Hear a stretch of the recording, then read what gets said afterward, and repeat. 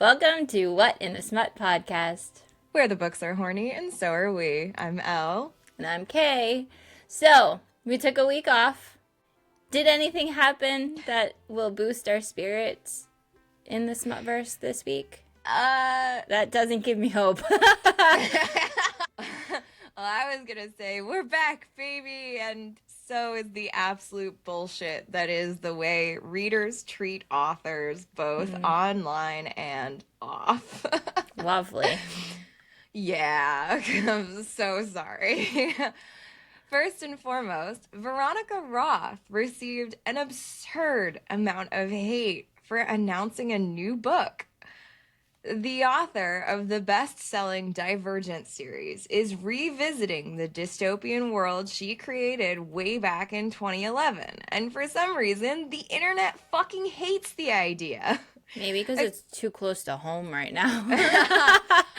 Okay, but in my opinion, Suzanne Collins can do it, but Veronica Roth can't? Like, Yeah. what the fuck? Why? I don't understand that at all. I don't get it. I suspect it has something to do with the fact that Veronica Roth ended her series very controversially. I don't remember how it ended, if I'm being honest. Spoilers for a series that ended in 2013. So we're going on 13 years. Yep. She killed off her main character. Oh, Triss dies? Yeah, Triss dies in Allegiant. I didn't remember that, but okay. Yes. And so it's like, it was really controversial, and like, it was a crazy take at the time, but I mean, like, I was caught off guard by it, but it made sense for Triss's character, I think, personally. Yeah. But, like, in terms of, like, a dystopian YA series, like, it was good. It was exactly what the genre was at the time. It was like the second one after the Hunger Games kind of like kickstarted like the entire genre, really. Right. Yeah. Well, I don't know. I don't get it. I don't get why people are so angry about it. I don't understand the hate, and I think everybody needs to go outside. Touch some grass. Yeah, but if you are going to go outside, can we not be insane to authors in the real world also? Personal hero of mine, Tracy Deonn, the author of Legendborn, was accused of being rude to a reader. I think it was at BookCon. But the video shows a perfectly polite interaction where Deonn asks how the reader wants the book signed. This is one of those things where, like, when the trolls come to life. Yeah. Like, Yes. why? They're humans. Yes. They're They're humans. They have a shitload of people in line to like get their book signed. They like, you want to like gush at them, but they have to like, they can't talk and sign at the same time. So just like answer the question and then gush. Like, I'm sorry. Like, it's really giving you should smile more, and to a black woman no less. Like, can we not? Meanwhile, at a Polycon, C.M. Nescosta, author of Morning Glory Milking Farm, was approached by someone filming her who said, "I'm only here to tell you to unpublish your books," with a disgusted face. Now, Nescosta thinks it was performance art for content and isn't easily offended besides. But can you imagine? If someone said that shit to me, I would be very unambiguously rude in response. I would freeze. I am a freezer in the fight or flight kind of situation. But like, I just don't understand how people can go to these events and like, why are you wasting your own time to do this? And like, it probably was just rage bait, but like, why is that being... I feel like rage bait's a thing now. We need to like stop with allowing that to be a thing. Yeah. Like, because calling people out on stuff that they're doing on purpose to get the interaction on the internet, calling them out on this stuff is not going to change anything. No. And instead, you're just elevating their platform. So I hate the rage bait. I try to scroll past it when I can. Give no time viewed, give no comments, don't get baited. They do it because it gets views. Obviously, that person hasn't even read any of her books. No. Because she's a fantastic writer. Yes. It's like, the sweetest of monster smut. Probably just heard about gallons of Minotaur cum, and they were like, that needs to not be out there. Well, I have news for you. Yes, it does. It's fantastic. I agree. Now, speaking of weird interactions, let's talk about a book where no one is normal about any interaction they've ever had. Yep. Okay? So this week we read Romanced by the Rat by G.M. Ferry, and the synopsis says this rat pulls hair and heartstrings. When a military science experiment goes wrong, Ramsey wakes up in the body of a rat. He takes refuge in the kitchen of Ratcliffe's, a high-end restaurant in Ghostlight Falls. Scavenging for food and dodging danger, he resigns himself to life in the shadows until she walks through the door. Charlotte is new in town and looking for a fresh start. Ratcliffe's, with its cozy atmosphere and perfect ratatouille, quickly becomes her favorite escape. She doesn't expect to catch the attention of the charming waiter or for her presence to stir something unexpected in a certain furry onlooker. Jeremy never wanted to be a server, but the job funds his bodybuilding dreams. When a rat unexpectedly takes the reins, Jeremy finds himself grateful for the unusual partnership. With Ramsey guiding his hands, Jeremy sees an opportunity not just to survive the chaos of the kitchen, but to please the woman of his dreams. As tension simmers and emotions boil over, the three must decide if they're willing to share this unconventional romance or if jealousy will ruin the perfect recipe. This is a shared world series set in the charming little paranormal town of Ghostlight Falls, Oregon. It's interesting to read a synopsis when there's three characters because it ends up getting a little bit wordy. Yeah. And like there's so much information there and it still does not cover what we're about to get into. Where would you put this on our smut scale? I think it's a 3. Three's a crowd? Three's a crowd. I mean, yeah, there's nothing too crazy other than the whole rat part of it, but like I mean, other than that. I mean, I don't know. I don't think that it's anything that's too like out there in terms of what we've read. No, I don't think so. I think in terms of there weren't any trigger warnings at the beginning of the book, I don't think. No. But I would say it's not quite double. There is a little bit of double penetration at the very end. Yeah. And then there's like, we've got a threesome at one point. We've got... There's some light choking. One thing that I did think about was a little bit of dubcon. Yes. Because we have a third unknown participant who's a bit of a voyeur. And the female main character is not aware of his presence. So does that bump it up to a 4? Because that's like a good chunk of the book. That's a good point. And it's like could almost be considered SA in some ways. Like, I don't want to go down that route, but in terms of triggers, that could be something that could definitely trigger someone. You're right. Because she has no idea that he exists. And she does react appropriately. At first, anyway. Yeah, well, it's a romance. So does it become a 4 then? Because it kind of is a dubcon situation. It is. You're right. I think that does bump it up to a 4. We have an unknown participant who is getting off on like Quite literally at one point. quite literally at like 2 points. Yeah. um So yeah, level 4. We've got some DubCon. How was this book reviewed? so this is a relatively new release, I believe. Oh, okay. This Fall of was 2025, probably. September 2025. Yep. So it was a 4.0 on Amazon, 3.8 on Goodreads. So the ratings were pretty good. As always, the Goodreads ratings are a little bit funnier.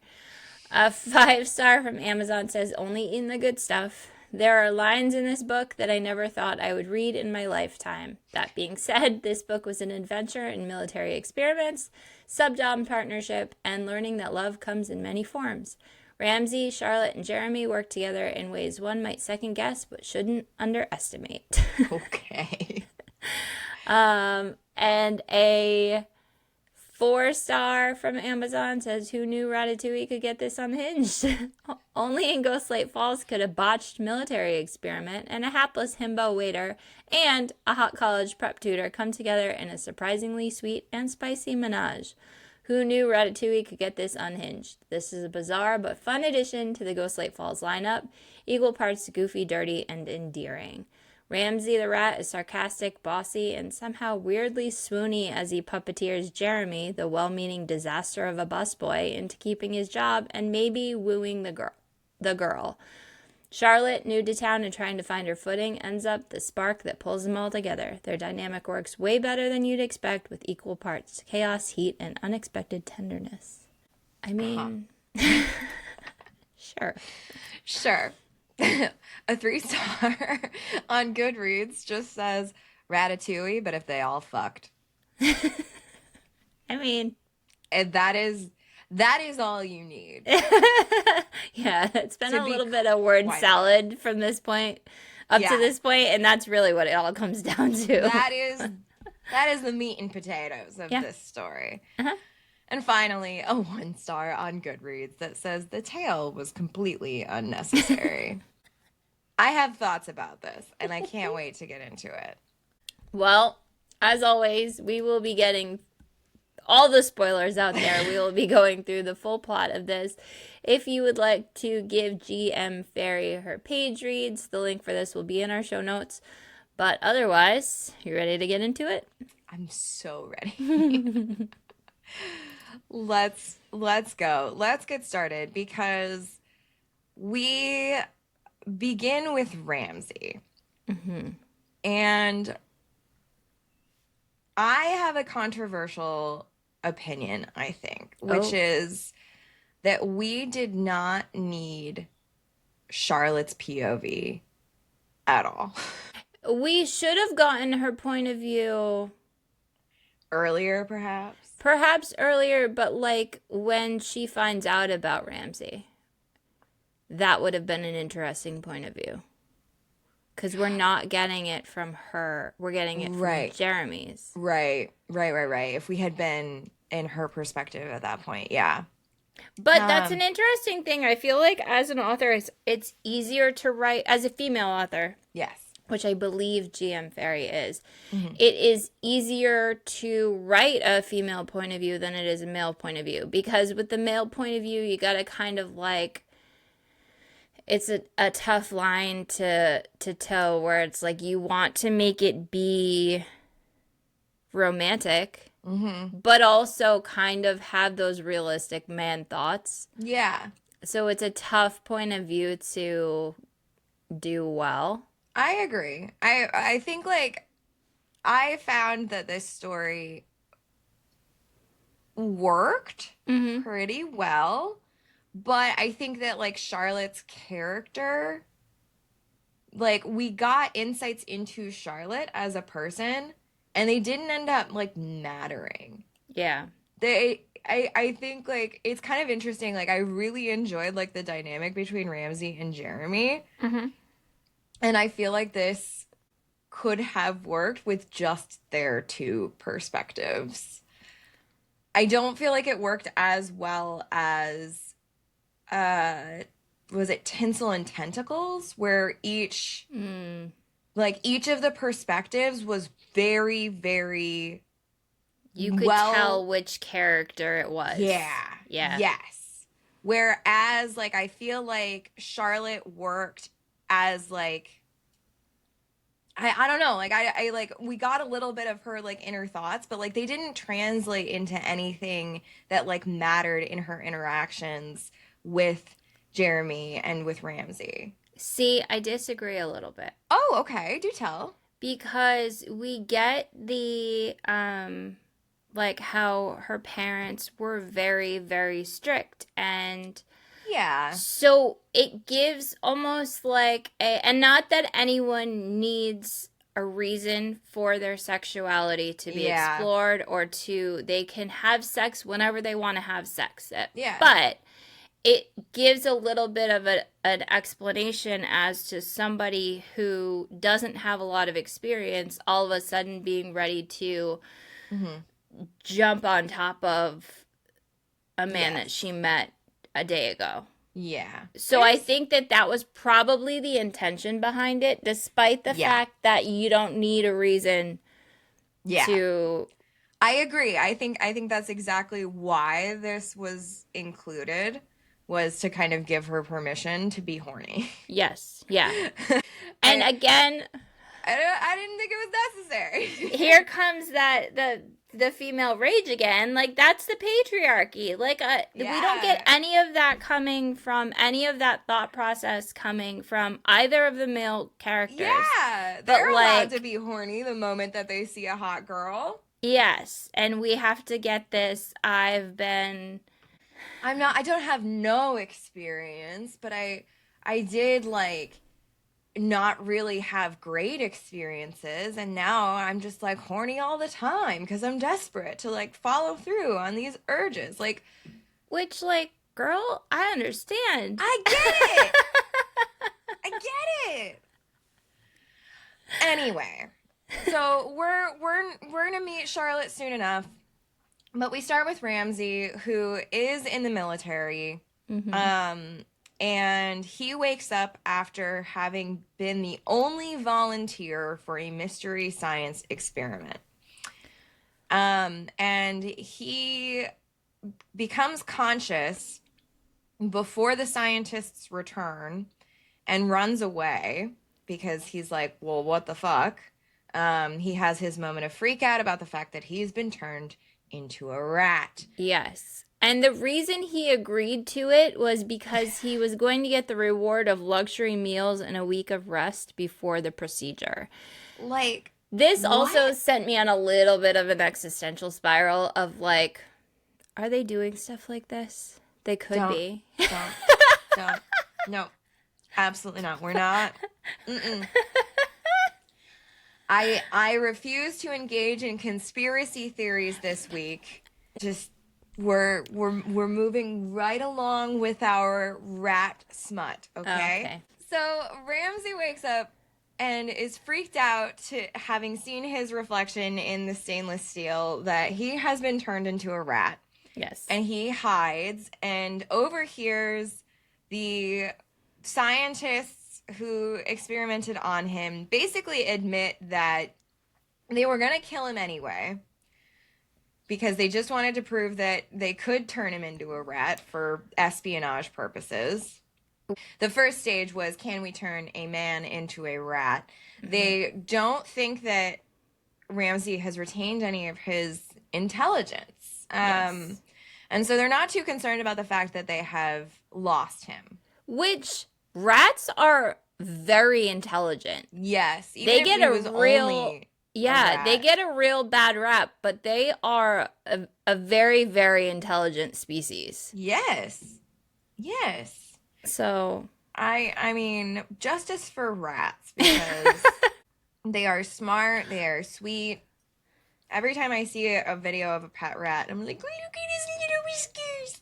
Oh. I'm trying to remember if this was in the book or if I had read it elsewhere, but, like, the rats in New York City are different depending on, like, the Upper East Side rats are different than, like, the Soho rats, and those are different from, like, the. That's not in this book, but Then I saw it randomly on, you know how yeah. my For You page is like animal facts and shit like that. So Mhm. it was one of those things where it's like the different neighborhoods of New York City have distinct rat populations, and they're Yeah. all a little different from the others. I love that so much.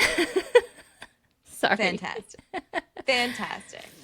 So Ramsey escapes the facility. It takes him a long time to do so, and he ends up into the town of Ghostlight Falls, What? which is outside Fort Pines, which is where the military base is. He has never ventured into the town much, but apparently he kind of has an idea of what is Ghostlight Falls. And my understanding, based on the high level that we get from each of these characters' perspectives, is that Ghostlight Falls is a place where paranormal shit just happens. Yeah. And it's not like a secret that No. paranormal shit happens here. But it's It's like ghost families will go to the restaurant. There's yes. gremlins on the street. So it's There very are much aliens. it's very much a paranormal town. Yes. But it's not like, I feel like a lot of other media will be like, oh, like this is where we hide from the regular Yeah. humans. But this has more, actually very similar to like Morning Glory Milking Farm, I feel like, where it's Mm-hmm. like this is an integrated town. Everybody kind of knows about the existence of otherworldly, shit going on, but Ghostlight Falls is kind of like where the paranormals congregate. Yes. Yep. And so Ramsey takes refuge in Ratcliffe's Fine French Dining and Yes. hopes to find food here. And he is going to oversee, I guess, witness Yep. Jeremy's first week here. And boy, oh boy, is Jeremy A hot the mess. worst at his job. I felt bad for Jeremy. Have you yeah. ever worked in the restaurant industry?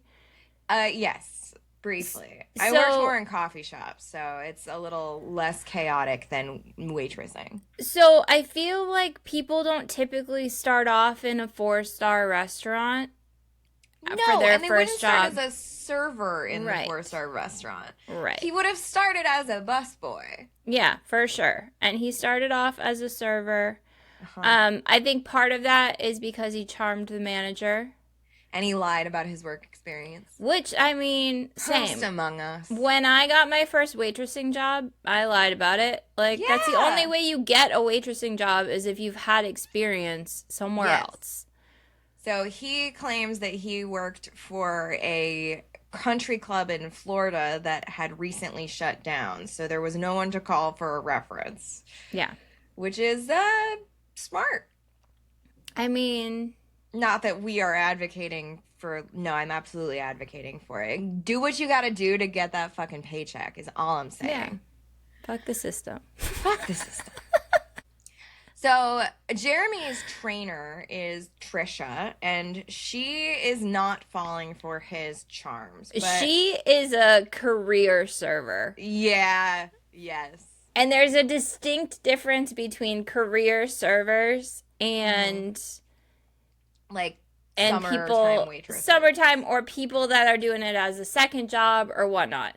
There's a very, very big difference between those people that are serving because they love it or it's good money, they don't need to do anything Yep. else, Mhm, and those people that are like, I'm using this as a stepping stone to get to whatever my career is going to be. Exactly. Yeah. Like I'm covering the bills right now while I study, for school or whatever it is. Yeah. Yep. And yeah, Trisha is absolutely a career server. And she has no time for his bullshit. No, no. And I am frankly surprised that he lasted as long as he did before Ramsay stepped in. Um, but we get a kind of cute little moment of Jeremy really failing at life and kind of like discovering that his good looks are not necessarily going to get him the rest of the way there. The only reason he took this serving job is because he wants to be a professional bodybuilder. Which was a strange choice. It is wild to me.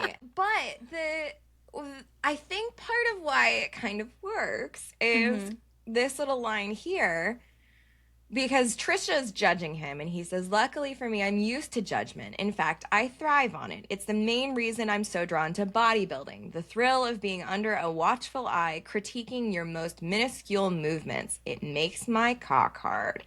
So we're getting a little, foreshadowing as to why this is all going to work. Yes, because he's got some sub tendencies.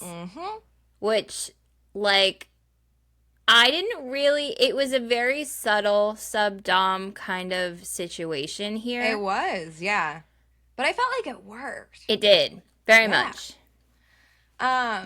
So Jeremy fucking just bombs his first day. So he turns around and turns into another server who's got a tray of drinks. Yes. That is not only on him. I agree. But he also manages to run into a different server carrying a Caesar salad at one point. Yes. I don't understand how a bodybuilder who has to be very, very aware of every minuscule movement is this fucking klutzy. He drops drinks on everybody. Yeah, that's true. I mean, it's tough to carry those trays with drinks on them if you don't balance it out correctly. I mean, what are all of those fucking muscles for if you can't balance a tray? But that's the thing. They're not... I know. The muscles aren't for anything. They are just to look ridiculously big. Yes. Bodybuilding is insane to me. Like, weightlifting, yes, I get. Like, that I understand. Powerlifting, I understand. But, bodybuilding is just bizarre to me. Well, yeah, because the muscles are not, functional... Yeah. It's like, this very much gave I pick things up and put them down vibes. Yeah. Put things down. Oh. Anyway, so Jeremy is a terrible waiter. Yep. Ramsay is watching. And Charlotte walks in. Yes. And Charlotte is doing what any, recently on her own young woman should learn to do, which is dine out by yourself. I fucking love going to dinner by myself. I struggle with it still. Really? Yeah, I do. It's a really good exercise in just being, because you can just enjoy your food, you can people watch, you don't have to worry about keeping up conversation or whether there's anything in your teeth. You just fucking exist. Yeah. I mean, and I know, and in that way, in so many ways, we are so completely different people, and I think that's what makes this work so well. But in that way in particular, you are very much more of an independent solo whatever you want to do, where I'm like, is there gonna be parking? Am I gonna okay, if there's no parking, I'm going home, to be fair. So Charlotte sits down and she sees Jeremy and is immediately turned on by his presence. He's blonde, which is rare, I feel like, in the romance. People hate it. People hate it. Wow. I love it. Give me a blonde. I don't mind a blonde mailman character. So Charlotte is being introspective about the fact that she's so turned on by the mere presence of this bodybuilder. Which, Uh, get it, girl. yeah. Hell yeah. She's like, I'm not a virgin, which kind of makes it worse. I've tasted the first layer of pleasure, but haven't entirely given myself over. This is a very interesting. She has a very interesting backstory. So, Yeah. like, her parents were helicopter parents and religious, and her only experiences were like in back closets of the church. Wild. And Wild. wild. And they really, really, really wanted her to be a doctor. Mm-hmm. They wanted her to go to med school, which is like an interesting, progressive, I will say. It doesn't really line up for me that super religious helicopter parents. They want her to get her MD instead of her MRS. Yeah. Yeah. That just that doesn't jive with my experiences with those types of people. But yeah. hey, I don't hate it. I don't hate it. So Charlotte is like, actually, fuck that. She's 21 years old. She doesn't want to enroll in med school. She wants to live her own ass life. So she has saved up money from birthdays, holidays, and graduations over the years to buy herself a bus ticket. She found a job as an online college prep tutor. She can't afford to live in New York or Los Angeles, but she can make it in Ghostlight Falls. So here she is. I mean, I love that. Oh? I love that it's always a bus ticket, which cracks me up. Yeah. But like it is funny because her parents were so strict that like she could never have a part-time job kind of situation. So Yeah. like saving up her birthday money to buy a bus ticket. Yeah. So she realizes while she's sitting there that like she knew kind of the lore of Ghostlight Falls, but also didn't see it until she's really like sitting there by herself in this restaurant. Yes. As I take a closer look at the people around me, I realize many of them aren't actually people. Bodies covered in hair, wings, green skin, hoofed feet, and horns are just a few of the differences I notice between myself and my fellow restaurant guests. Mm-hmm. Charlotte is being waited on by Trisha. And Trisha is like, I'm so sorry about the disturbance because Jeremy has somehow managed to, I don't know, run into somebody else, and he's on the ground with a disassembled salad sprinkled around him. Yes, covered in salad. Yes. Wet shirt streaked with vinegar and tomato guts. I mean, and so, she does a great job with some of these little descriptive words here. Yes, absolutely. So Charlotte orders the ratatouille because she's vegetarian. It's perfect and delicious, and she loves it. And she's kind of both Jeremy and Charlotte notice a scurry. Yes. And so both of them are like, does Ratcliffe's have rats? And both kind of dismiss it for different reasons. Charlotte, because she thinks it should gross me out, but after the bite I just had, I'd eat here again, even if the rats were the ones cooking the food. And Jeremy's like, I need the money too bad to worry about whether there are rats. Yes. And she also is so intrigued by Jeremy that she's like, no, I'm coming back. Yeah, even if there are rats. Yes, precisely. So Ramsey is watching it all. He's lamenting the fact that he has a tiny rat penis now. Men.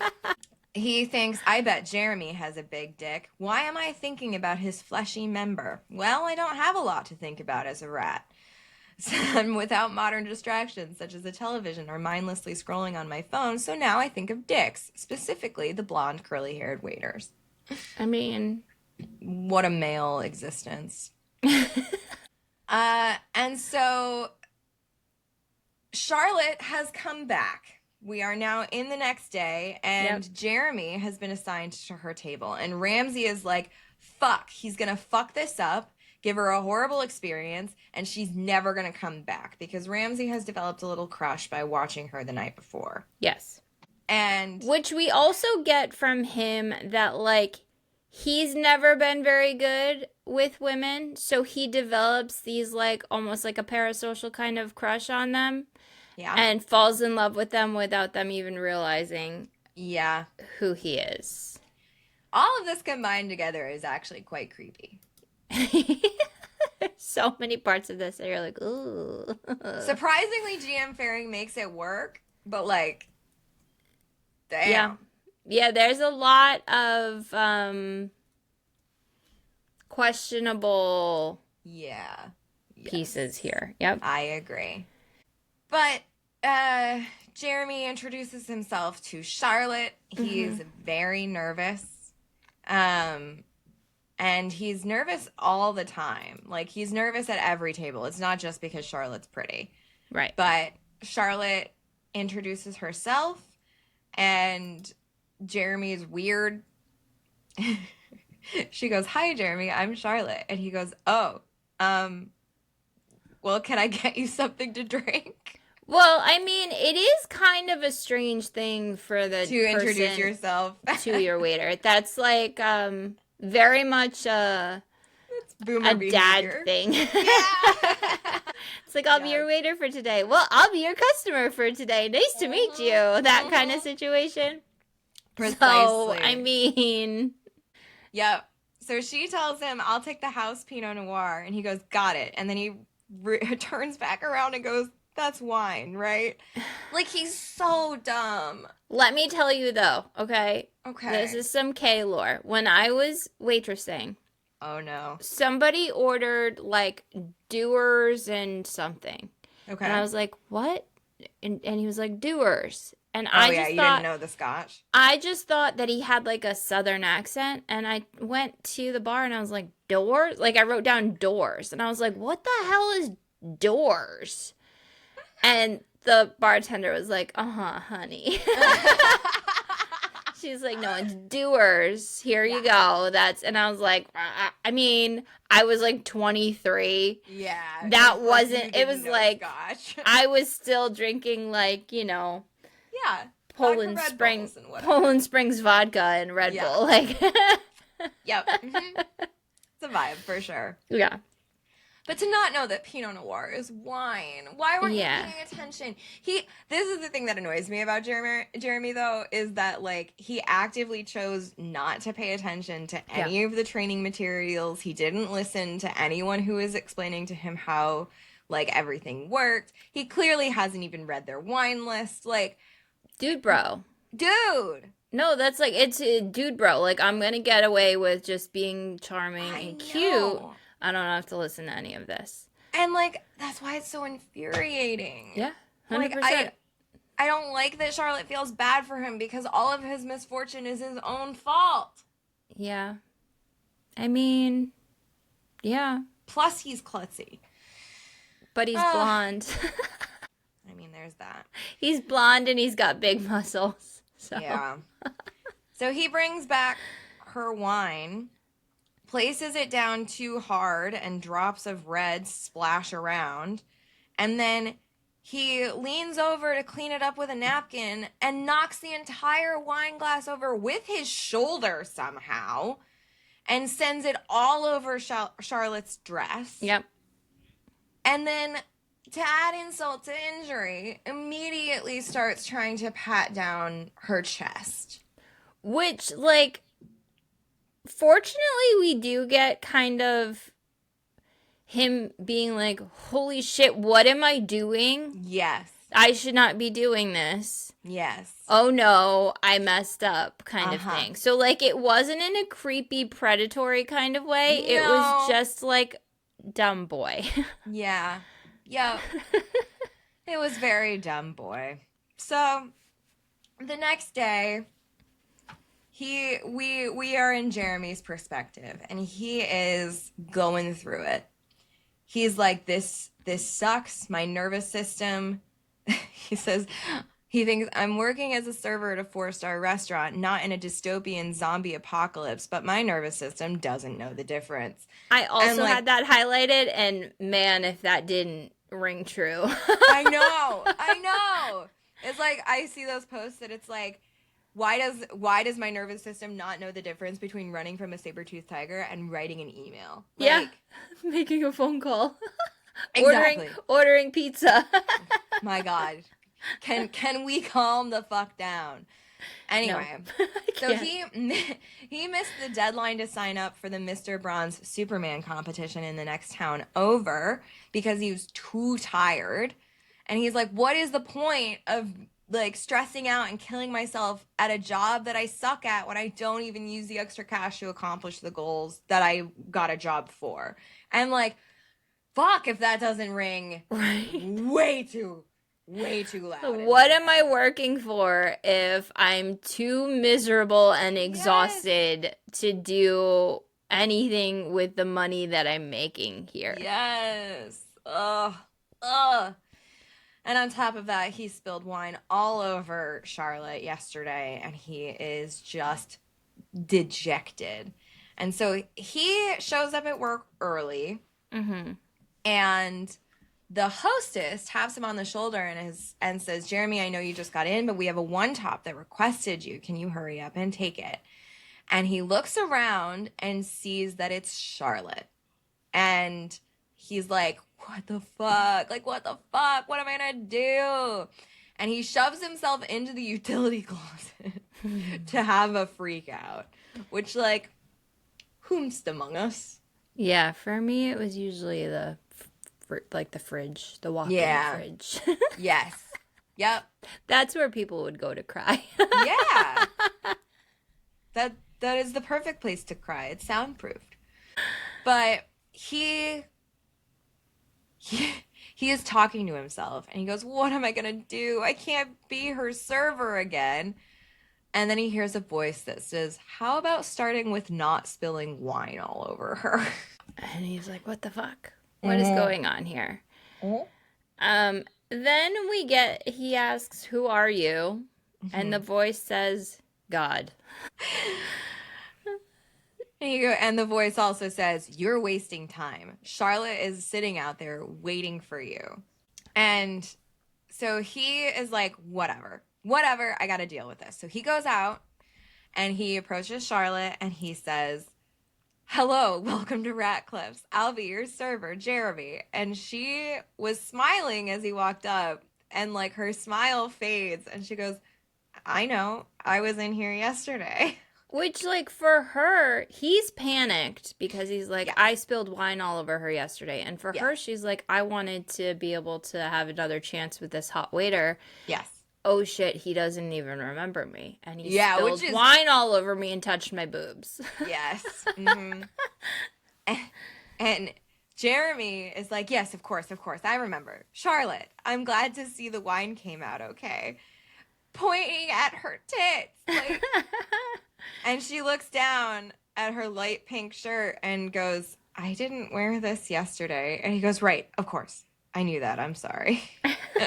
It's just so uncomfortable. Yeah, everything So about then it is awkward. He's like, I'll be back with some water and takes Yeah. off.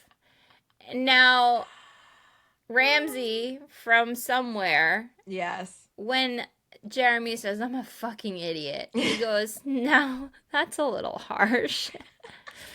So he's like following him around on the rafters, Yeah. which is crazy. Yeah. And then he's like, listen, dude, you gotta relax. Yeah. You're worried about the wrong thing. Uh-huh. I'm trying to help you. Yes. And you're just like, chill out. Yeah. Yeah. And finally, he goes, listen to me. Don't fuck this up. You may never get this chance again. You need to go back out there. Tell her she looks lovely tonight. Ask her if she wants Pinot Noir and the Ratatouille again. You need to show your interest in her.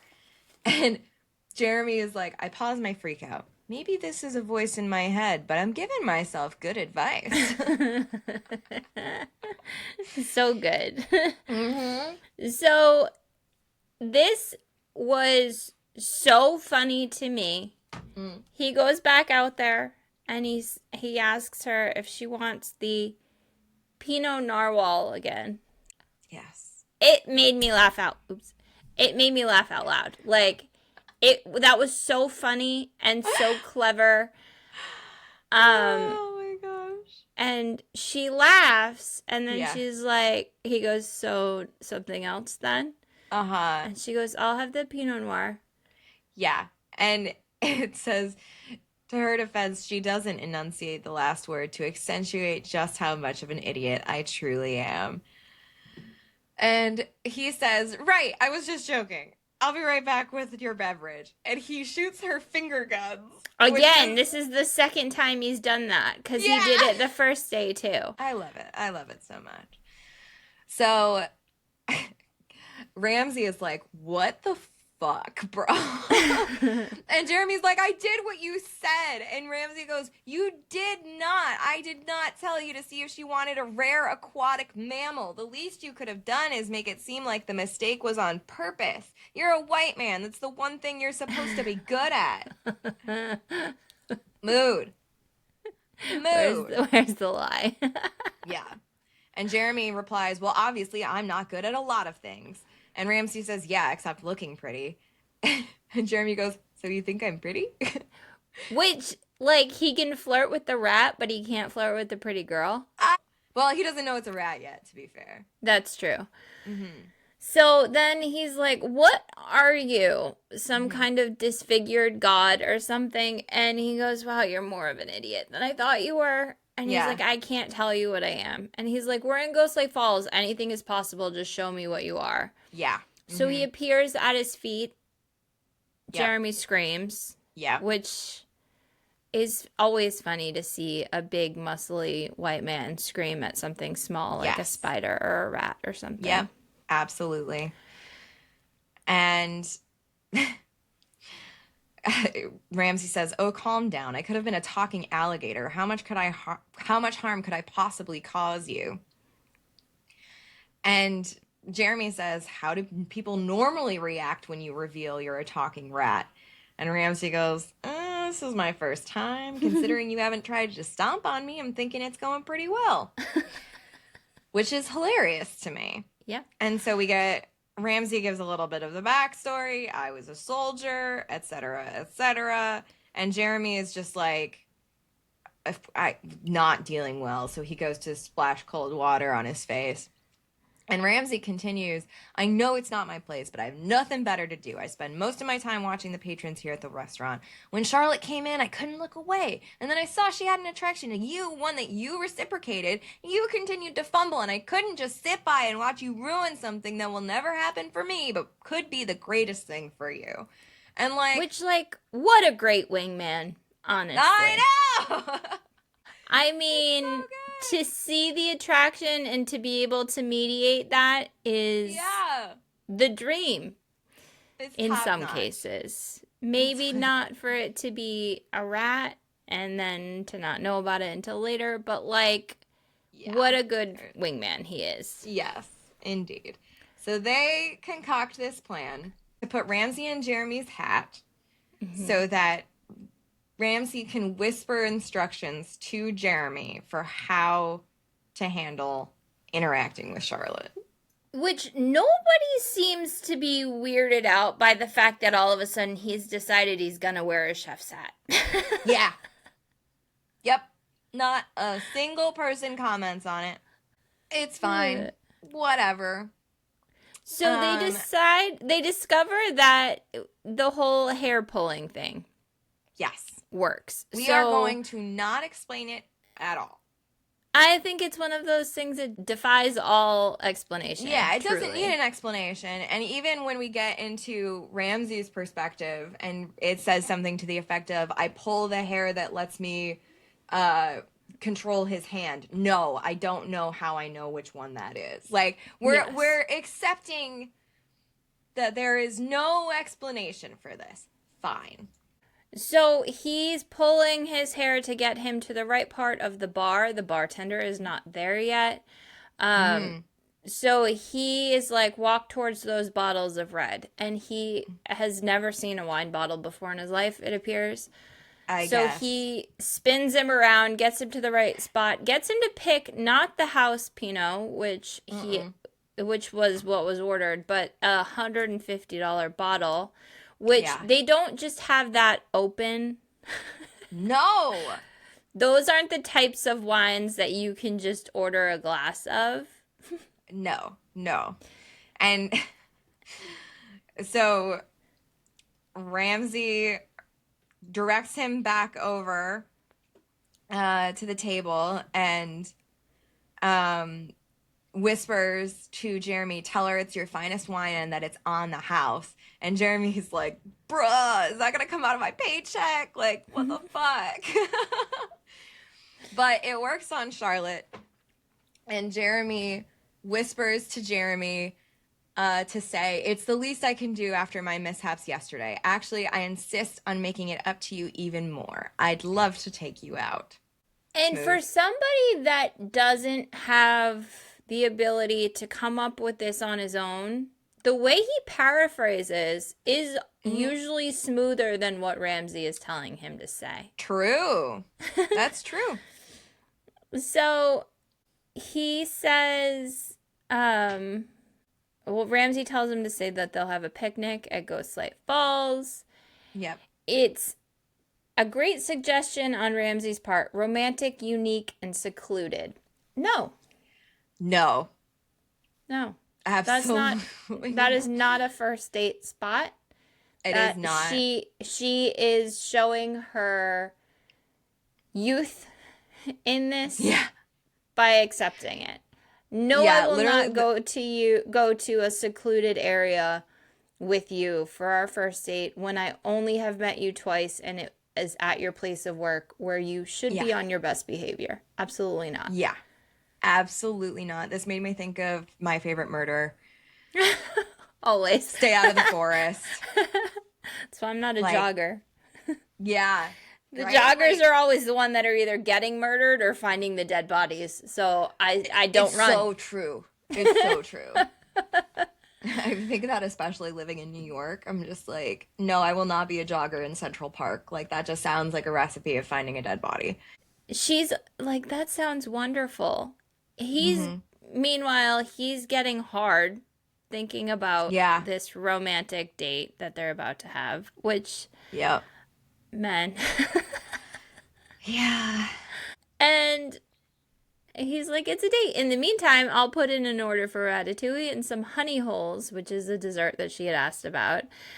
He winks before turning and goes, we fucking did it.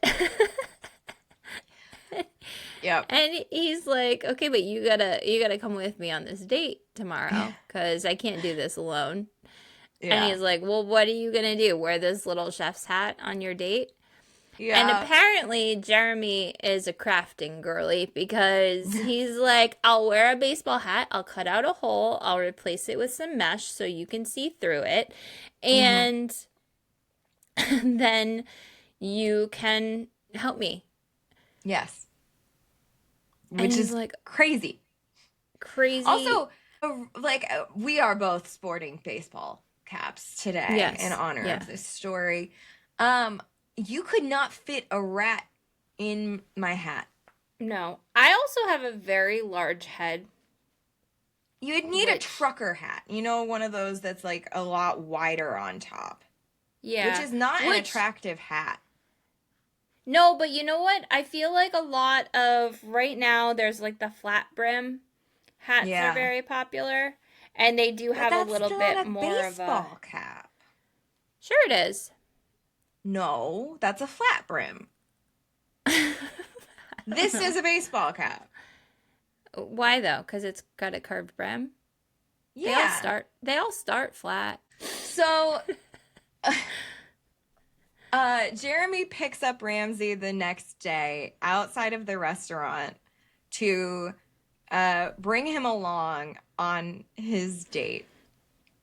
And Ramsey had given him instructions for what to grocery shop for, which was all cheeses and fruits and stuff because Ramsay, being a people watcher, had suspected that Charlotte was a vegetarian based on her dinner order. Right.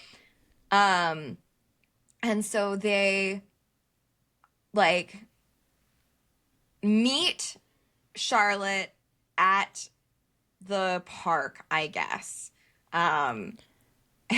Because Jeremy's car is a mess, and so he couldn't possibly have offered her a ride because, like, what? Because it's like filled with water bottles and stuff. Like, Yeah. it's just a disaster of a car. But we also got the information that she lives right across the street from the restaurant. Oh, true. And the waterfall was like right behind the restaurant. So really, there was no reason for him to need to pick her up anyway, because she can walk across the street. Good point. Okay. Well, they like Charlotte shows up and Jeremy's like having a moment and Ramsay is like, calm down, dipshit.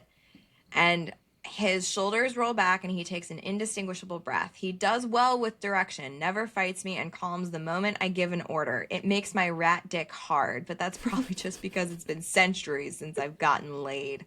Like, okay. Then we get being near Charlotte has an erotic effect on me.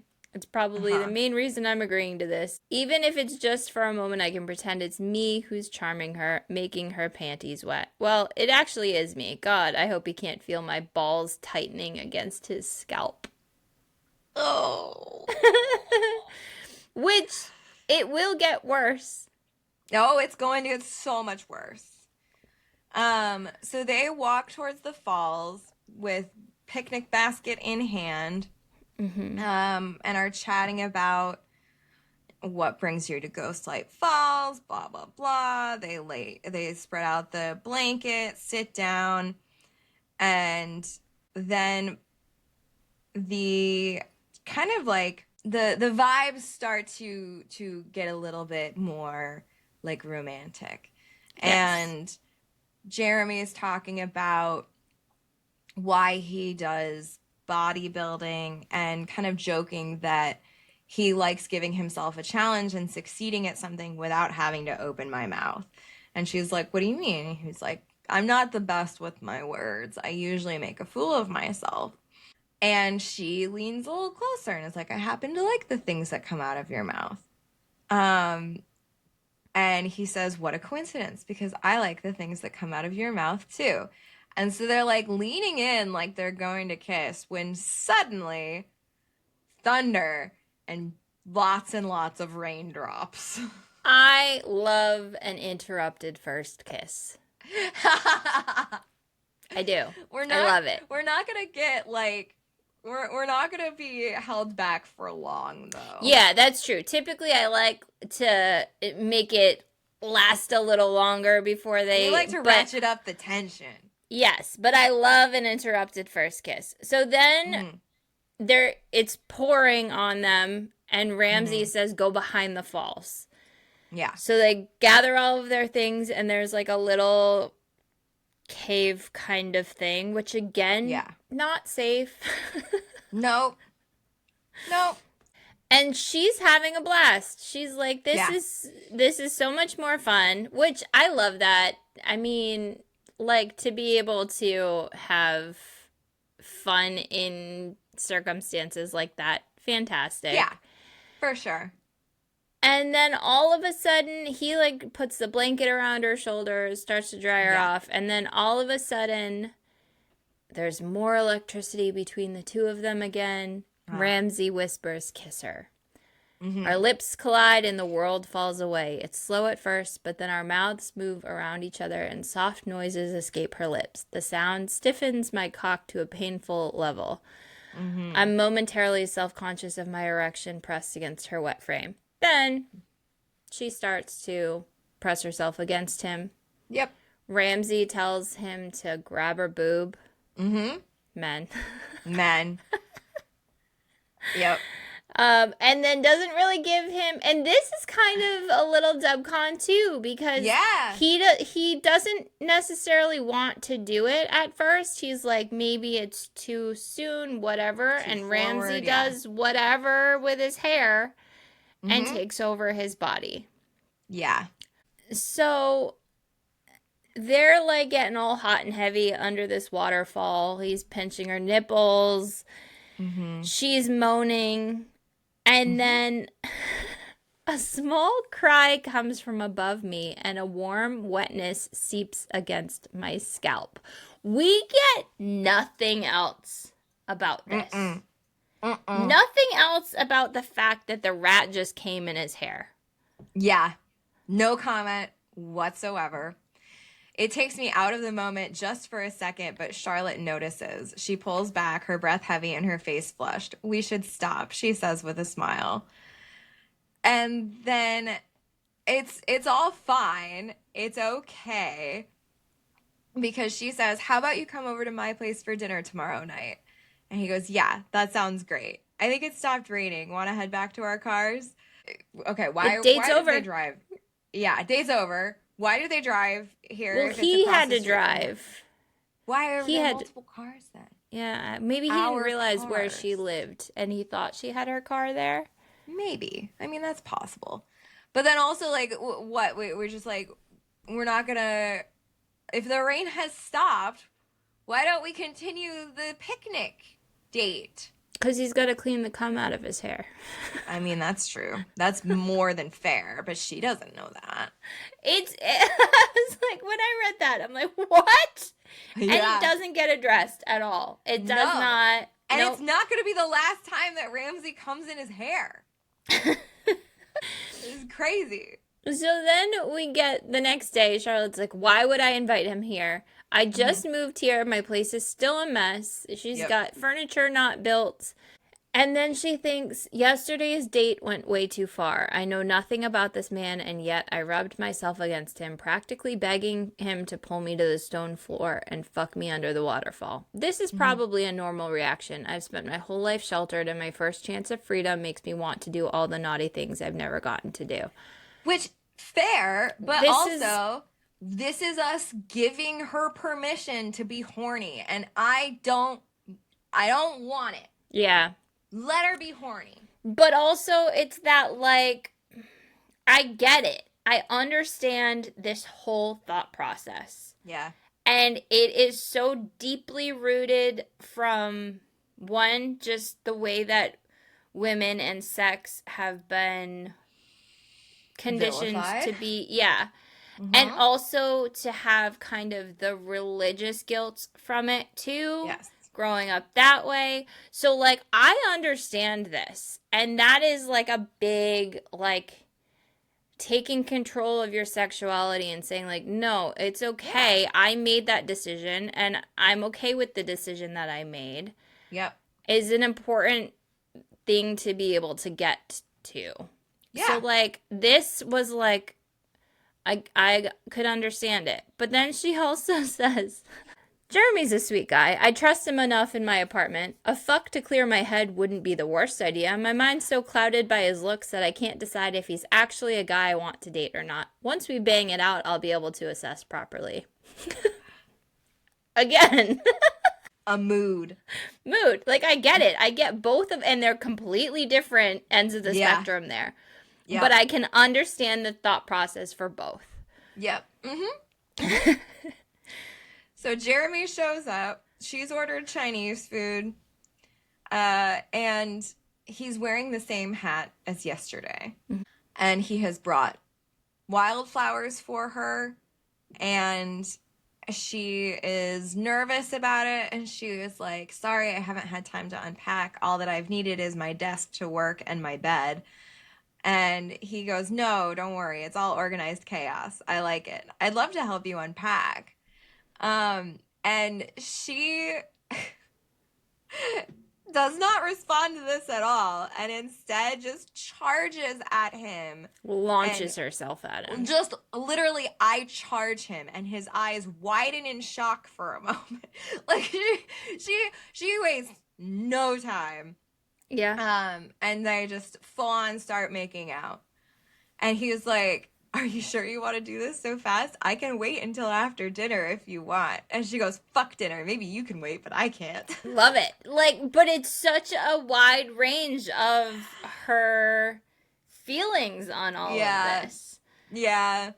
No, and like I think I was a little unfair. Like, I do like Charlotte's perspective. I appreciate her as a character. I guess I wish we'd gotten more of it in the moments that I prefer to be in a female perspective, Yes. I guess. We do get her thinking, please don't have a small dick. Yeah.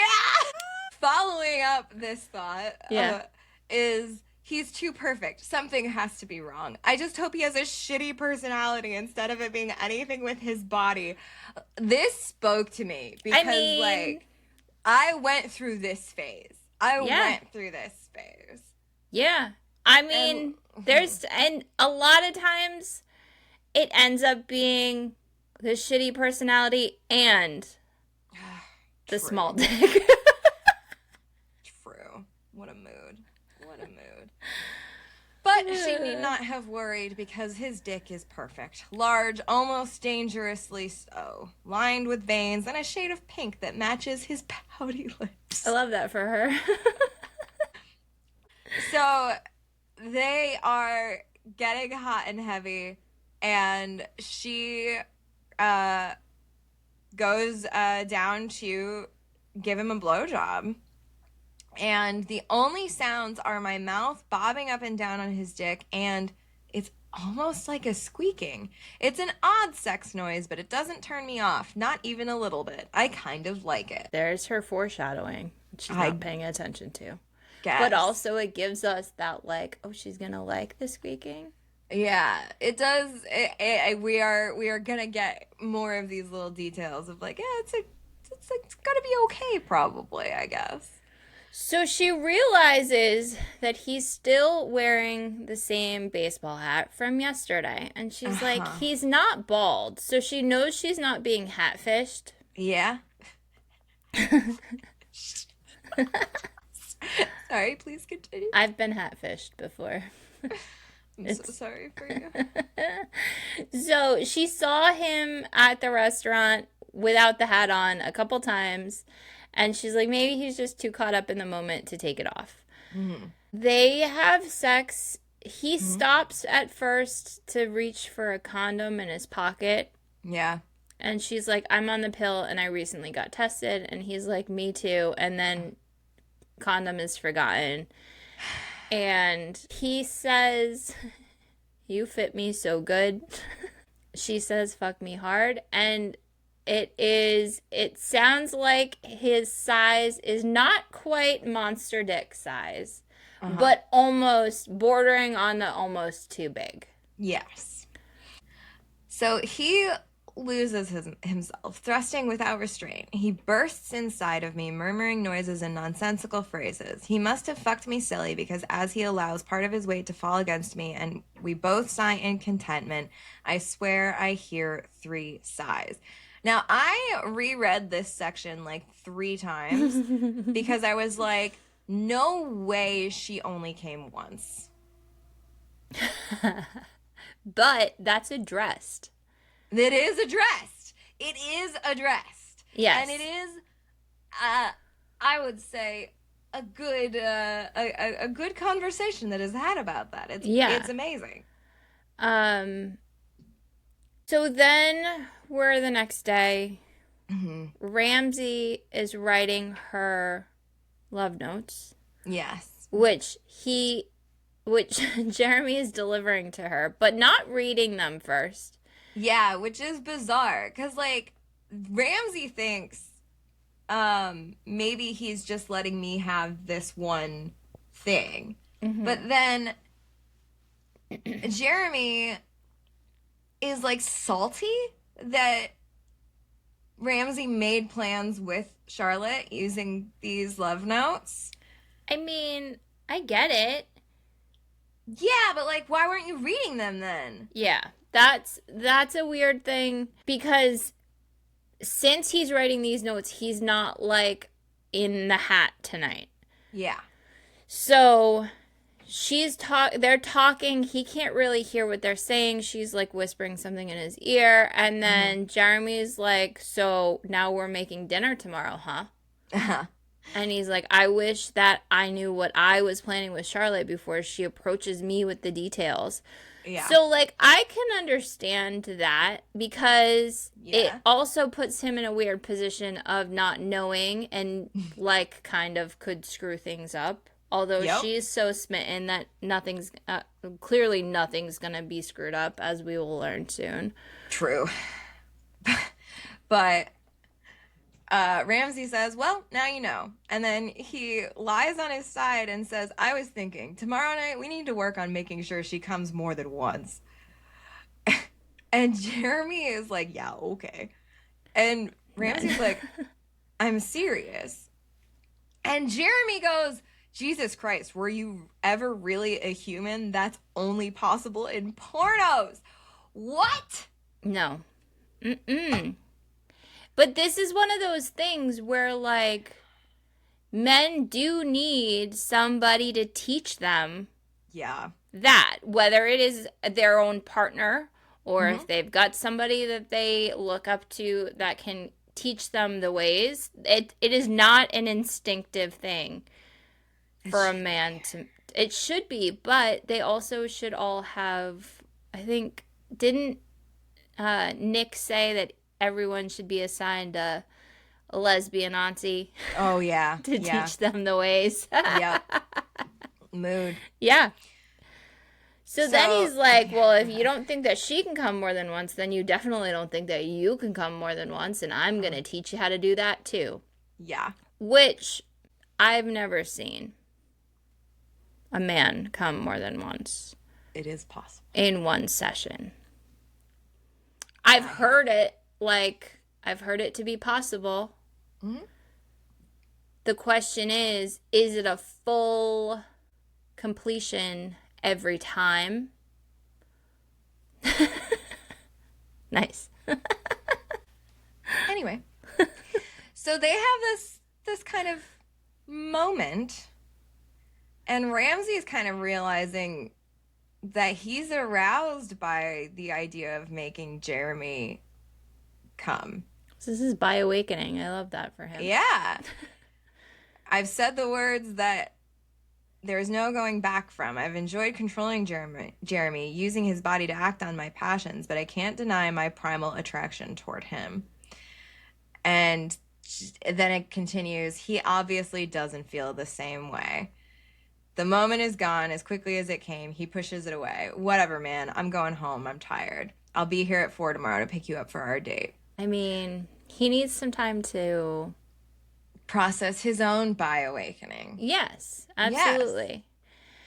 So we're at the next day now, and Ramsey has helped Jeremy to decorate his apartment with stuff that he already had. Yeah. But just had not been paintings hung up or whatnot. Cleans it up. Everything looks nice. He has a bottle of Pinot Noir for Charlotte.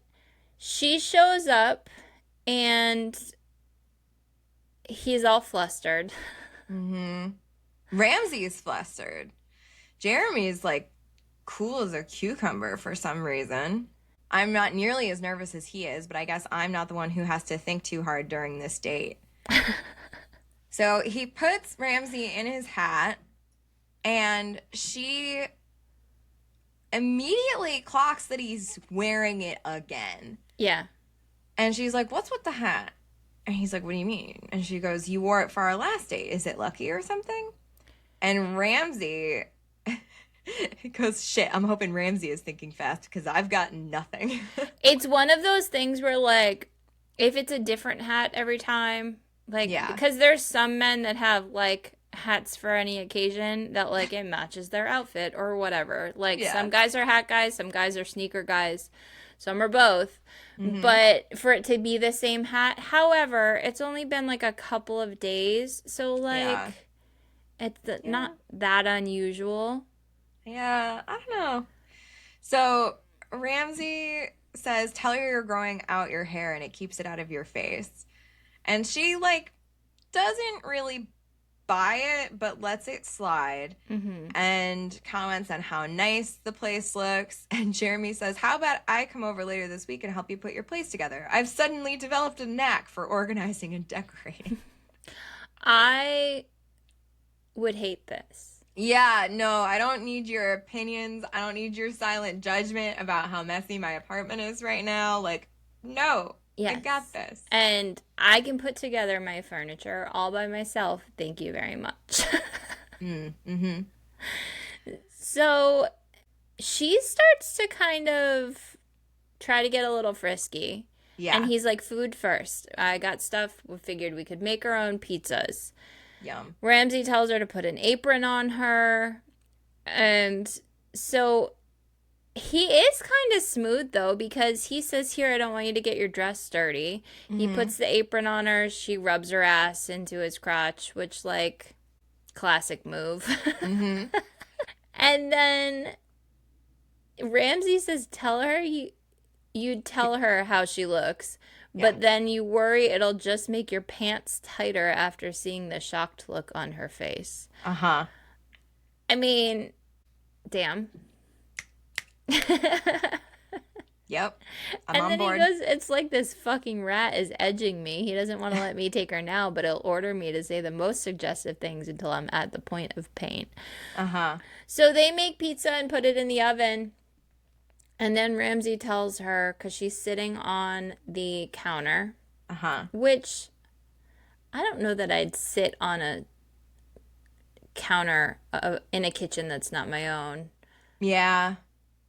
Kind of. Yeah. You know? Yeah, I think it would need to be especially much not that further. early on. Yes. We would have I would have need to have been there more than once to feel comfortable sitting on the counter. But so Ramsey tells her, slowly walk toward her, push her legs apart, pull her panties to the side, and eat her pussy. No notes. So Jeremy does as he says and, like, ratchets up all of the tension. He's trailing his tongue up and down her tender valleys. He does say, Ramsey says, gently now, slowly move those juicy panties to the side. I did not like that. The panties don't need to be juicy. So he is all up in there. Yeah. And then she... And as I read this, I was like, well, what happened to the hat? She reaches between her legs and grabs my hair. I'm like, oh no, where was the hat in all of this? She can't reach his hair. And then I'm too lost, my cock dripping inside my jeans. I don't stop until I hear her scream. He jerks his head away and she's terrified. And he goes, what's wrong? She goes, there's a rat on your head. And he goes... She reacts appropriately. She reacts appropriately. He does not, because he goes, oh, that's Ramsey. Don't worry about it. I'm still not thinking clearly. My dick taking all the blood from my head. Men. And she goes, you know there's a rat on your head? Yeah. And Ramsey goes, you're an idiot. And then she screams so loud, I'm sure my neighbors will call the police. I grab Ramsey and place him on the counter, moving toward her. Charlotte, calm down. He's not really a rat. He's a man trapped in a rat body. Again, this is very similar to, like, I can hear my mom in my head and she lives on your dick kind of thing. Except Charlotte reacts appropriately. Yes. And such a she statement. is like, goodbye. And she leaves. Yeah. Yes. Pizza's done. Charlotte's gone. Yeah. And Jeremy's like, the girl of my dreams is gone, probably never wants to see me again, and now I'm all alone, incredibly horny, and my only company is an equally horny rat. I mean, fuck around and find out. So, this is where we find out that Charlotte's apartment is right across from the restaurant. Yeah. Because Ramsey goes to try to fix things.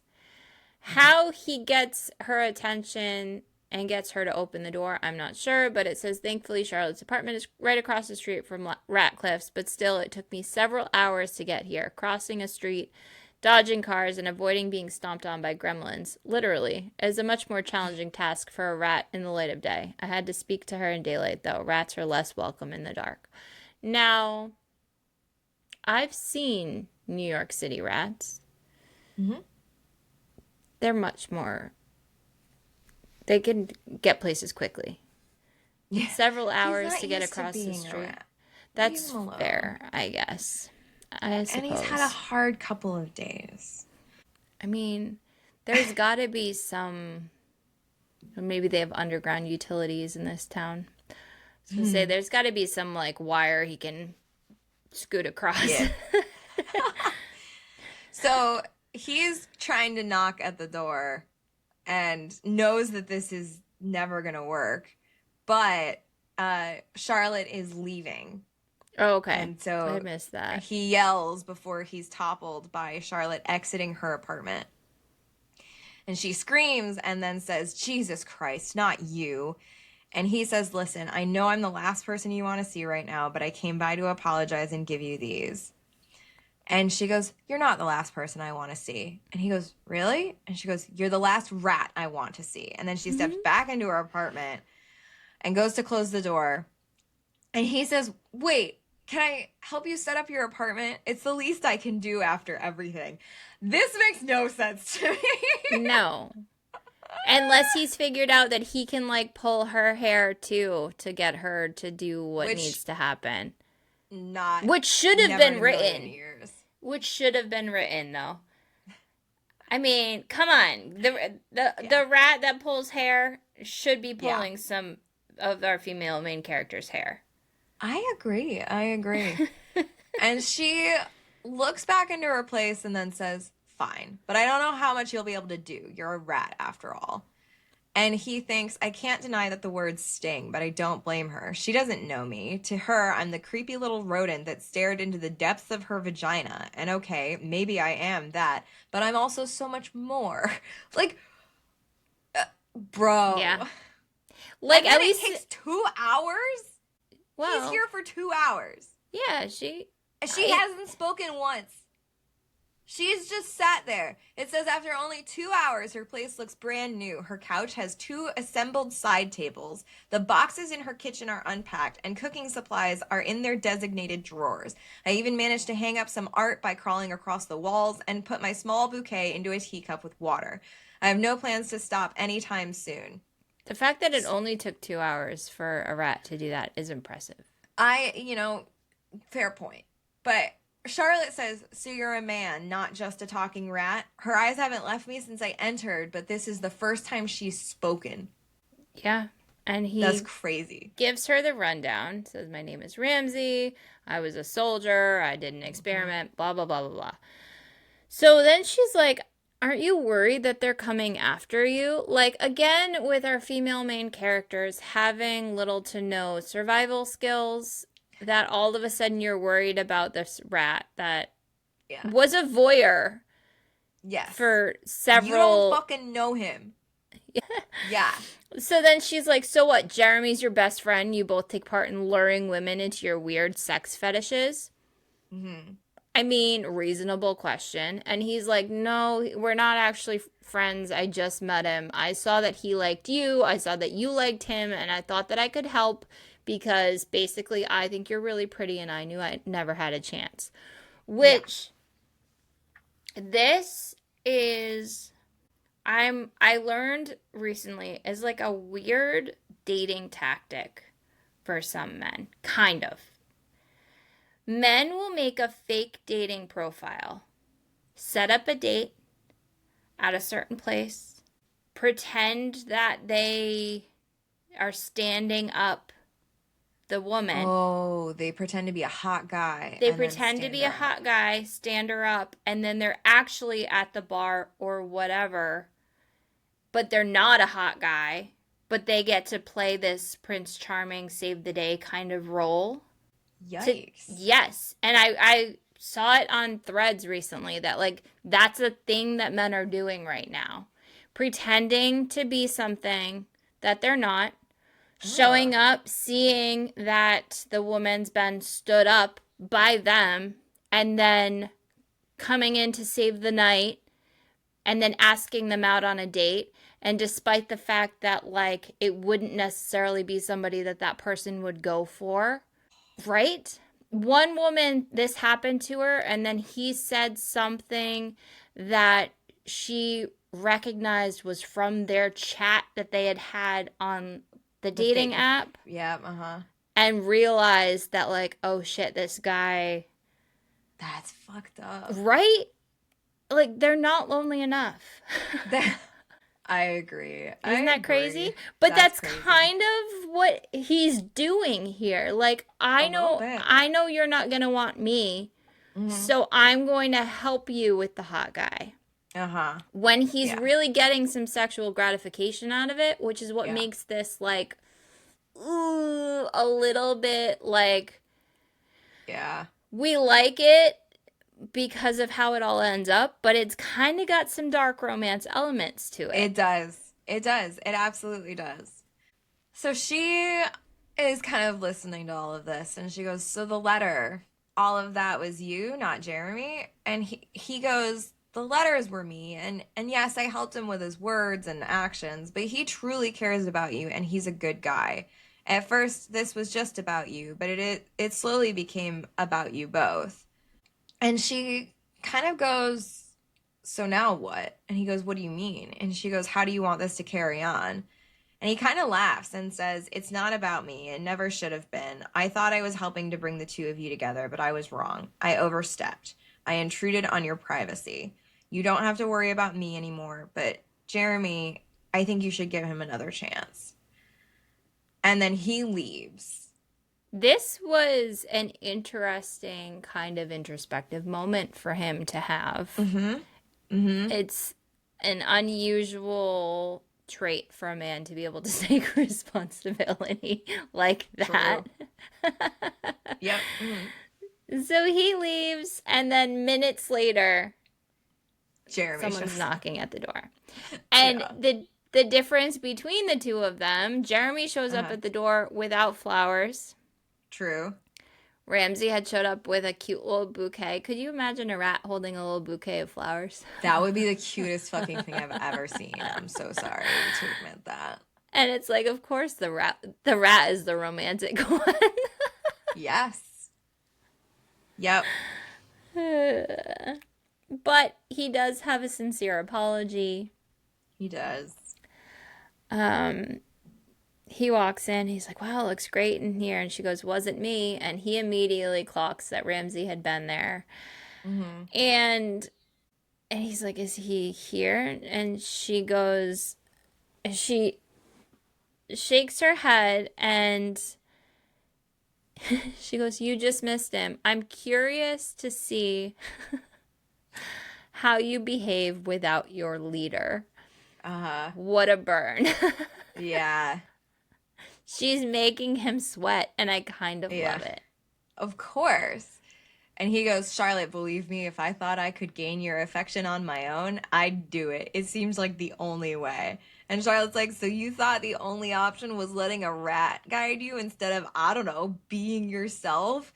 And he goes, you don't understand. And she goes, no, I don't. Explain it to me. He's like, it turned into something else. Sure, I needed the direction, but once I got comfortable with you, I didn't need him as much, but I still wanted him there. So they've both now confessed to her that they want the inclusion of the other in whatever this situation is.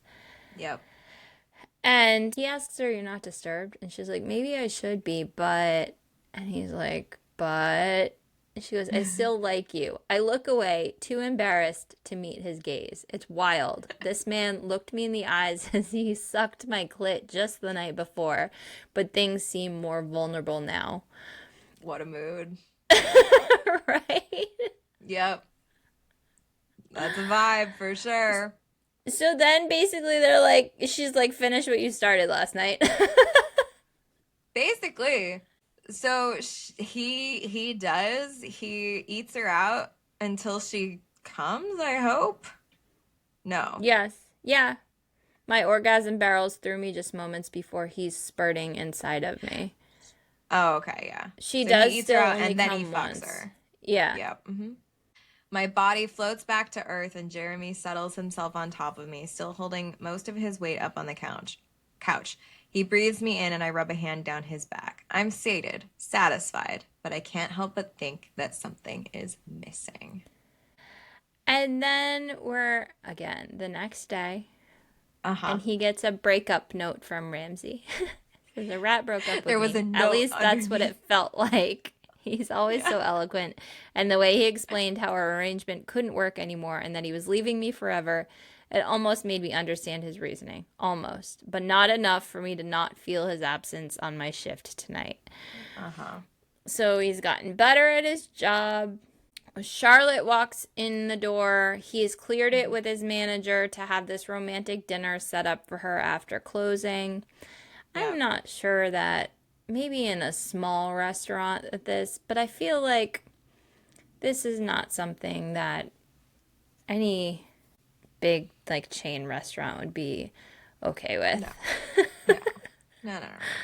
But so it's kind of awkward. Charlotte asks him if he likes ratatouille, and Jeremy's like, sure, I know it's your favorite. And he thinks everything at Ratcliffe's is delicious, but ratatouille would probably be my last choice. Um, and so it's just like this uncomfortable kind of like surface level conversation. And he thinks it's never been like this before. It's usually effortless. It's obvious why, though. This is our first date without Ramsey. And Charlotte sighs and says, can I just say something? And he thinks, thank God. And he says, yeah, of course. And she goes, when I first found out about Ramsey watching and guiding you, I was really freaked out. And Jeremy's like, I know, and I'm so sorry. Which, like, yeah, you should be. Yeah. And she goes, but after talking to him, I could understand how you came to the conclusion to include him. And he goes, really? And she goes, I'm not saying that anything is wrong with just you, though. This is nice. But he's just so commanding, so sure of himself, even as a rat. I don't blame you for accepting his help. And so Jeremy tells her, Ramsey left me a note last night letting me know that he would leave us alone. And she goes, did you ask him to do that? And he goes, no, I assumed after his conversation with you, he felt like that was what you wanted. And so they both kind of fucking dance around this Yeah. for another several sentences before finally admitting, yeah, we both want Ramsey here. We both want him to be a part of this. And so finally Jeremy gets up and is like, let's find that damned rat. So Ramsey was listening to all of this, He despite the fact that he was. had said, I'm leaving you forever. He stayed and he watched their date, which again, Yep. he's got like the voyeur. I don't know. You I can't don't love it. help Not my thing, but like, himself. Uh-huh. okay. So then he hears, and he's like watching them try to look through the potted plants and whatever. Like, I know he's here. So Uh-huh. Jeremy says, this is Ghostlight Falls. The weird is accepted here. Maybe we can't have a conventional relationship, but we can make this work, all three of us, together, each of us having an equal part. So then Ramsey appears on the table, leaning against a wine glass, and goes, so tell me how this would work. And he's like, you realize I can't be an equal member of this, right? I'm a rat. And Charlotte says, maybe not equal, but we could each have our part. And Jeremy says, you could be the leader, commanding us to your will. I'd be your vessel, playing out your desires. And he goes, and that's it? I'm being greedy. I should devour this offer. What other chance will I have at being part of any relationship as a rat? I can't help that I want more. I want all of them. And Charlotte goes, it wouldn't just be sex. You'd be a member of this. Hold your own conversations. Share your own thoughts and dreams. Not through Jeremy this time. And so they both admit that they like him and they want him to be around. And he goes, okay, I guess, yes, okay. If you guys don't mind me hanging around, I'll be part of this, whatever that looks like. And so they decide to have a meal together. And Ramsey takes a bite of the ratatouille And his mood is heightened by the delicious herby taste, but my stomach quickly sours and my vision blurs until there's nothing but blackness. The last thing I hear is Charlotte and Jeremy calling my name. So he wakes up and recognizes the decor because he hung the picture just yesterday or wherever or whenever it was. And he calls out for Charlotte and realizes that he's naked and grabs a pillow to cover himself. And Charlotte comes in, followed by Jeremy. And he goes, "It's me, Ramsey. What happened?" And Jeremy's like, "You passed out at Ratcliffe's. We didn't know why, but we could tell you were still breathing." And Charlotte goes, "We rushed you here and we're looking up the hours for birds of a feather chicken rescue." And he goes, "Why?" And she goes, "There are no vets in town. We figured they could help." Which is wild. Like the Funny. only the only thing in town is a chicken rescue. That must be in one of the other books for the series. It must be. But also, they have a 4-star restaurant, but they're not big enough to have a veterinary clinic. That's crazy. So then he's like all he gets all like insecure. Yeah. And Charlotte says, "You're as handsome as I'd imagined you'd be." And he's like, "Not as much as him." and yeah, go ahead. She goes, "I think the military fucked with your eyesight. You're clearly hot. Nobody's ever called me hot, let alone someone that looks like Jeremy." It was Jeremy that had said this to him, not Charlotte. Yeah. Yep. So then they're like, "How do you feel? Are you okay?" And he's like, "The scientist said I wasn't supposed to change back. But they also said I wasn't supposed to be able to talk. So I guess they were wrong." Like, and then Jeremy goes, "This is like the strangest leap to get to." Like, what? We will never get an explanation for this. No. By the way. Nor should we. I don't know. No. And so Jeremy goes, "Do you think it was the ratatouille?" But also, like, it tracks with his, like, himbo. Oh, for sure. Persona. So, yep. They're both like, "What?" Not like, "Do you think that this only was for a certain amount of time?" Or, no, you think it was the ratatouille that did you in? Well, so, and Ramsey's like, "I don't know how long this is going to last." And they're like,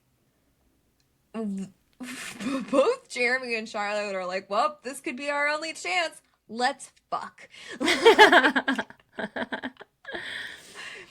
and yeah, so they fucking do. He says to Jeremy, "Is that what you both want, to fuck me as a man?" And Jeremy goes, "Ramsey, I didn't want to fuck a rat. I wanted you on the inside." And he's like, "Have you ever been with a man before?" And he goes, "You're not just a man, you're you." Which, that's a sexual preference. It's that whole, like, pansexual, right? Just the person, not the parts. Gender. Yep. The person, not the parts. Right? I mean, that's... yeah. So he's making out with Jeremy. Charlotte's starting to feel him up. She starts giving him a blowjob. He says, "I don't know how long I'll last." And Jeremy goes, "Shouldn't be a problem. You're a pro at coming more than once, after all." True.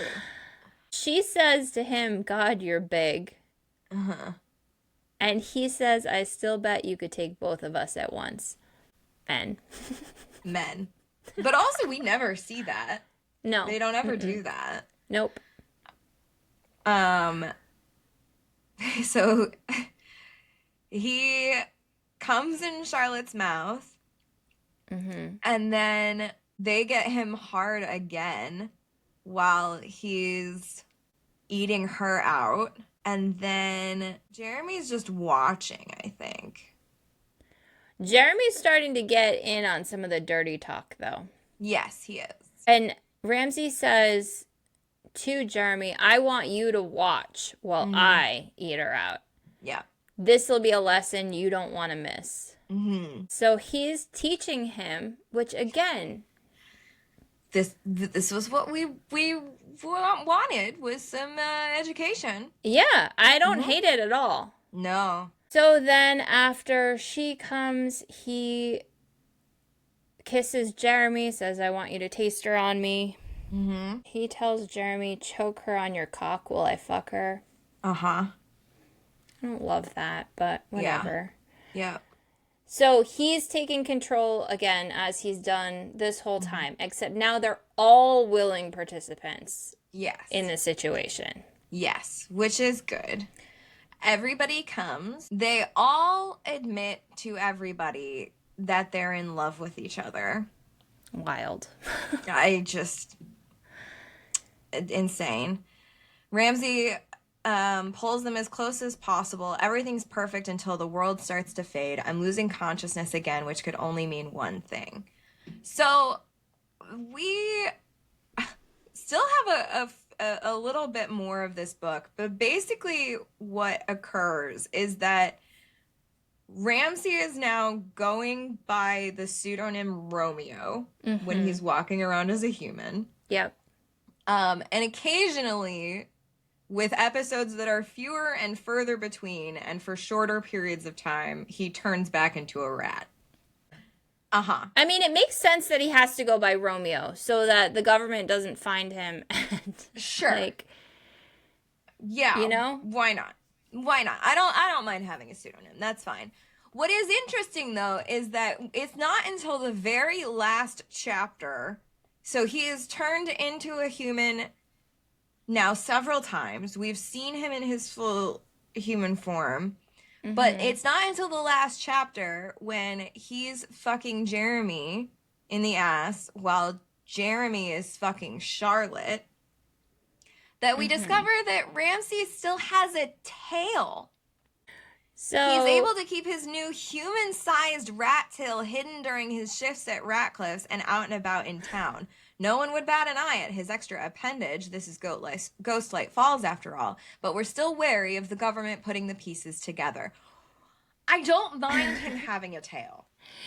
Because also don't rats have kind of like isn't it a little bit of like a prehensile kind of situation with a rat?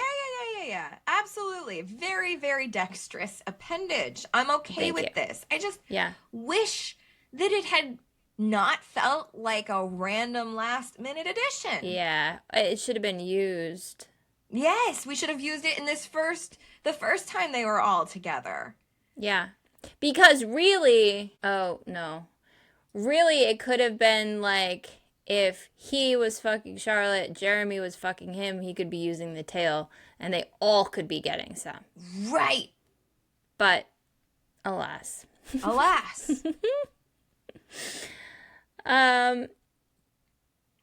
Yeah.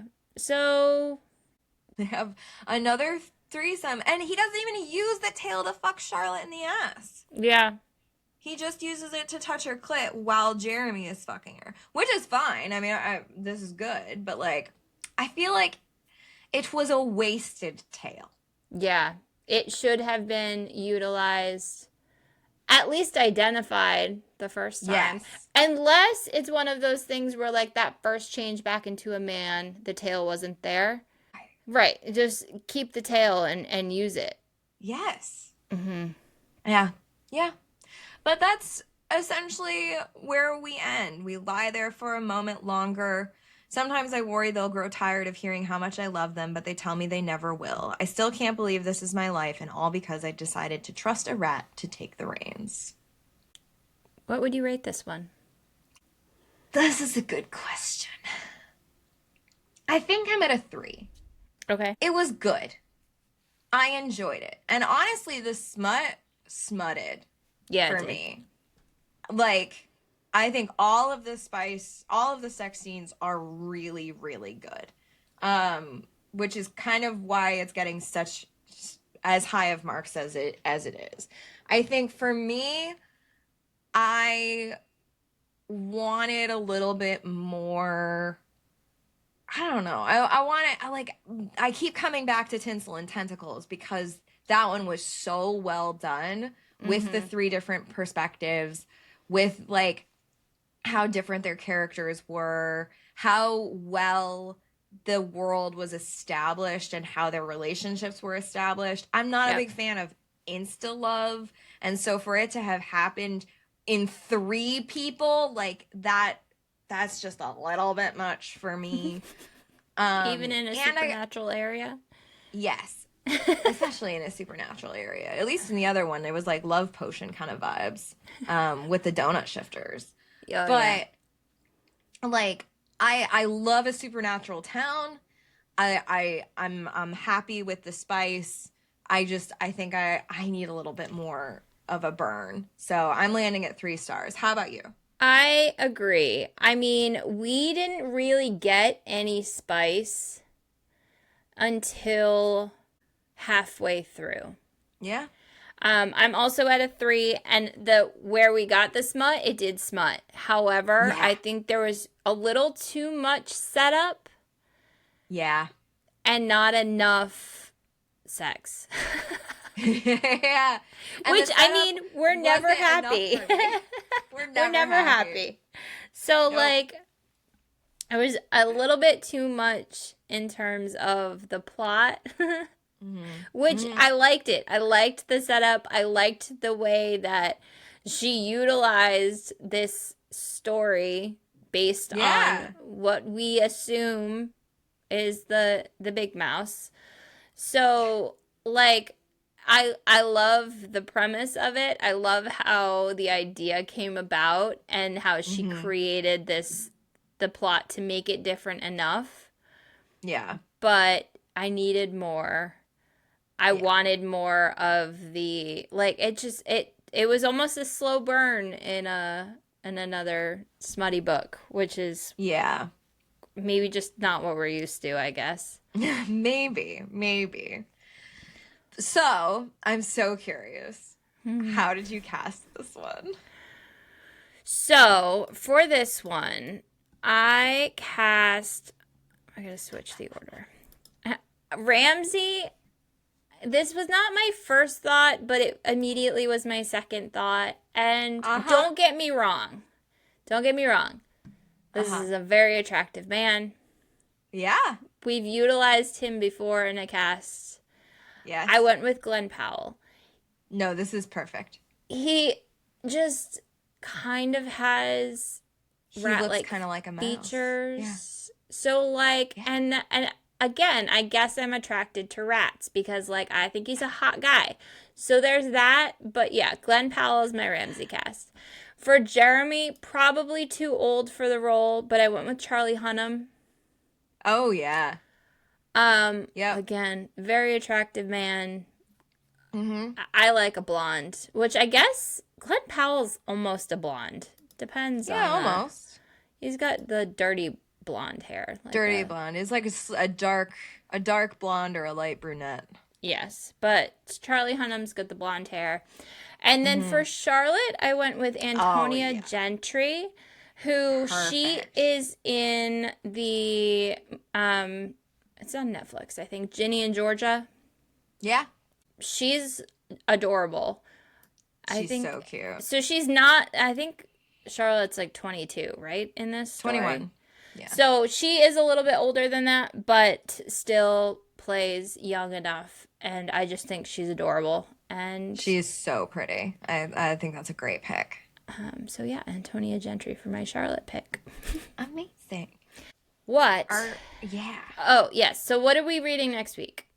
We are going to be continuing on our not quite based on the big mouse kind of vibes trend here by reading Knotted by the Beast by Sienna Stone, which is a Beauty and the Beast retelling. So I'm very excited about that. I think this is going to give us kind of more of our basic monster romance kind of situation. Perfect. Which we haven't had in a while, so. Yeah. And it sounds like it's got some Omegaverse vibes, so I'm stoked. Yep, me too. Are you reading anything outside of the podcast? So, very much not romance. at all. Mm-hmm. Young adult, my oldest was reading Out of My Mind by Sharon M. Draper. Okay. It is a story about a young girl that has cerebral palsy, Oh. and basically like how she's so smart, and they try to get her into like out of her class, like special needs class, and into the general school population, and Uh-huh. then getting her like an adaptive communication device and all of that, and how Mm-hmm. she's super smart and kind of navigating that. There's a movie about it that's on Disney Plus. um Oh. it's very sweet, and one of those things that like as a parent makes you cry. Yeah, of course. But my daughter loved it, so she's like, "You really need to read this one. I loved it so much." So, and Aw. it's a 3-part series. There's Out of My Okay. Mind, Out of My Heart, and Out of My Dreams, I believe. Oh, So that is my outside of any of the romance genre kind of books right now. What about I you? love it. Saw a trailer for Okay. the new series, the Off-Campus series, which is coming to Prime, which is based on a series by Elle Kennedy. Yep. And I read The Deal, which is fake dating college students, and I am a sucker for fake dating. So I thoroughly enjoyed it. I sped through it. It's one of those things where I feel like it's very much a product of months where like the conflicts are more realistic, Yeah. and like the I don't know, like you kind of it kind of okay, this is going to be a weird comparison, but it kind of reminds me of Ted Lasso, Okay. where like I've never watched it. I know. I know. it's most I just okay, the thing about Ted Lasso, and the reason why I love Ted Lasso is they will introduce like a very common here's what the conflict is going to be, Mhm. kind of like you can see it coming from a mile away and you're like this is gonna just like blow up in everybody's faces and be terrible, right? And then they have a very adult conversation and resolve it in the most wholesome communicative way possible, Ah, like, so and that was fiction. kind of how this book, yeah, no, but like that was kind of how this book went, where it was like there doesn't, it's like if the things that like you think are going to be a problem end up not really being the problem because they all have like a good conversation about it and move on with their lives, and it's Mhm. like it's really good. I will say trigger warnings for sexual assault and rape, like it is a Oh. main part of the book that the main character is a survivor. um and so it gets brought up a lot and like is like not, it is like a central theme, so like Mhm. that's something to know going in. But it was a really good read and I sped through it in an afternoon. Um, it's is the Graham effect part of that series? I have Because to assume I read that one, is the Campus because Diaries series, which I think is oh, a different. Um, because I think his last name is Graham, so I was like it must be. it is Garrett Graham. So And it's so the also by, yeah, okay, that's yeah, so also by Elle Kennedy. it's by Elle Kennedy. So the Graham effect, I think I want to say it's something to do with like her father is also a Hockey player. coach. Yeah. Oh my God. So, yeah, it's a spin-off of the popular off-campus Famous Father's Shadow. Yeah. So Is wait, wait, that's amazing. I have to know. I have to know. Is this their kid? Because that is hilarious. yes, Garrett Graham, is he the one in the deal? Yeah. Yeah. So it Yes. is. The Graham effect, her father is Garrett Graham. So okay. I've read that one. I've got that So on my you've read shelf. their kid, and Yeah. I read her parents' kid together. That's funny. Fantastic. Thank you, Elle Kennedy, for that. I love those types of the authors Oh, that can yeah. build a whole world through their Yeah. series. I can Yeah, I like appreciate that. that. And you know what? I love a hockey romance. Yes. I am a hockey I'm girly, such a sucker so for a hockey romance. yeah, I don't even like hockey that much. I do. So, well, if you've made it this far, don't forget to like, follow, subscribe, tell your friends. Don't forget we've got merch now, so that will be in our show notes as well. Give us a follow, subscribe on YouTube, and with that, We're at our wits' end. we'll see you next time.